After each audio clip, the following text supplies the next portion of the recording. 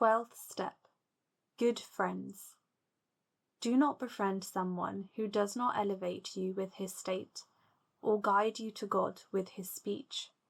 It could be that you are doing evil, yet you think you are doing good, because you are comparing yourself to your friend who is worse than you.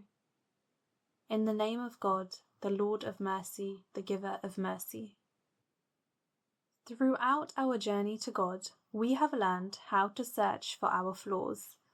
We have also learned that the origin of every sin, forgetfulness, and lusts is in being self-righteous, and the origin of every good deed, awareness, and chastity is in being self-critical.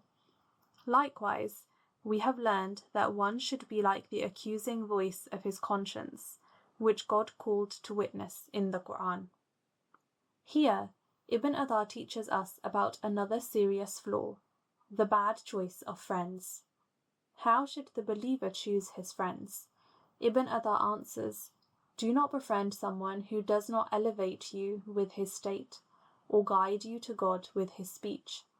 It could be that you are doing evil, yet you think you are doing good, because you are comparing yourself to your friend who is worse than you. You either befriend someone who is better than you, or someone who is worse than you. Ibn Adha says that when you befriend someone who is worse than you, you will think that you are being excellent in any case. But this is only because you are comparing yourself to your friend, who is a person with minor or major faults, and does not care. However, if you befriend someone who elevates you with his state, or guides you to God with his speech, that is, someone who is better than you in terms of faith, this friend will have a good influence on you.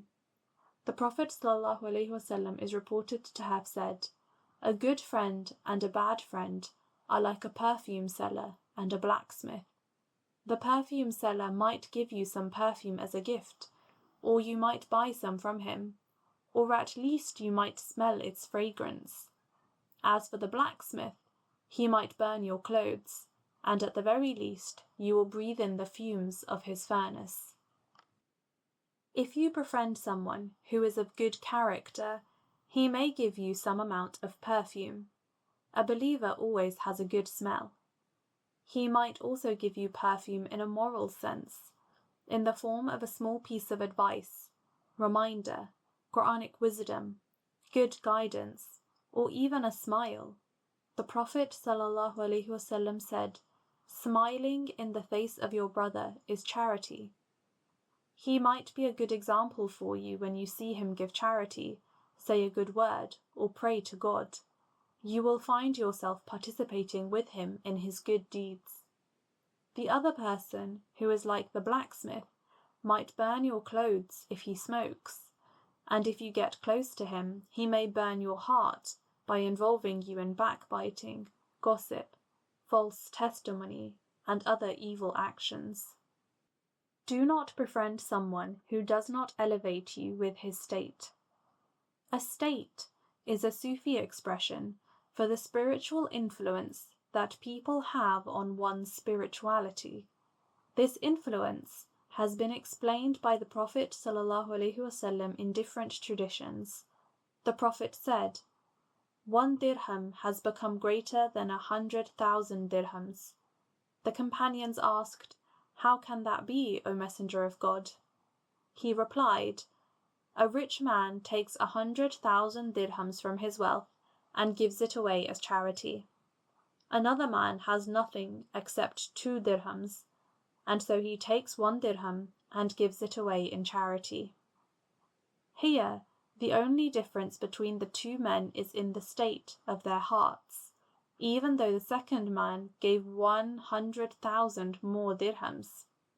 It is reported that the Prophet performed the Fajr, dawn prayer, and he read the Surah al-Rum, and he became confused in the recitation. When he finished the prayer, he said, what about people who pray with us, while they do not know how to perform their ablution? We became confused in the recitation of the Quran because of them. This hadith is about the state of an individual. a state that negatively affected the whole congregation praying behind the Prophet ﷺ. Jubair ibn Mut'im reported, I heard the Prophet reciting Surat al-Tur in the Maghrib, sunset, prayer. When he reached the verse, Quran, Surah 52, Ayah 35 to 37, or do they deny the existence of God? Have they themselves been created without anything that might have caused their creation? Or were they perchance their own creators? And have they created the heavens and the earth? Nay, but they have no certainty of anything. How could they? Are your sustainers treasures with them, or are they in charge of destiny? Jubayd said, when I heard this, my heart was about to fly. Ubay ibn Ka'b reported, I was in the mosque when a man entered and prayed and recited the Quran in a style to which I objected. Then another man entered the mosque and recited in a different style from that of his companion. When we had finished the prayer, we all went to God's Messenger and said to him, this man recited in a style to which we objected, and the other entered and recited in a style different from that of his companion. The Messenger of God asked them to recite, and so they recited, and the Messenger of God expressed approval of all their different recitations. There occurred in my mind a sort of denial, which had never occurred to me even during the days of ignorance before Islam. When the Prophet of God saw how I was affected, he struck my chest gently, whereupon I broke into a sweat, and felt as though I were looking at God with fear. It is as if the Prophet blamed Ubay for doubting the authenticity of the Quran, just because it could be read in different Arabic dialects. Ubay eventually became one of the members of the committee that wrote down the whole Quran when it was later collected in one book during the time of the third caliph. When the Prophet struck his chest, Ubay's state changed from that of doubt to that of excellence, to worship God as though you are seeing him, and while you see him not, yet truly he sees you.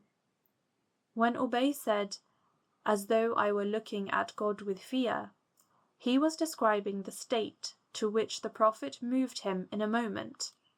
The state of the Prophet himself, ﷺ, is the secret behind his ability to change the state of Ubay.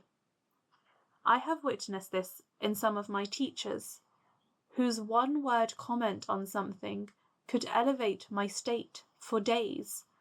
On certain occasions, some may not even speak at all, yet they influenced me deeply with a high state of remembering God that they were experiencing.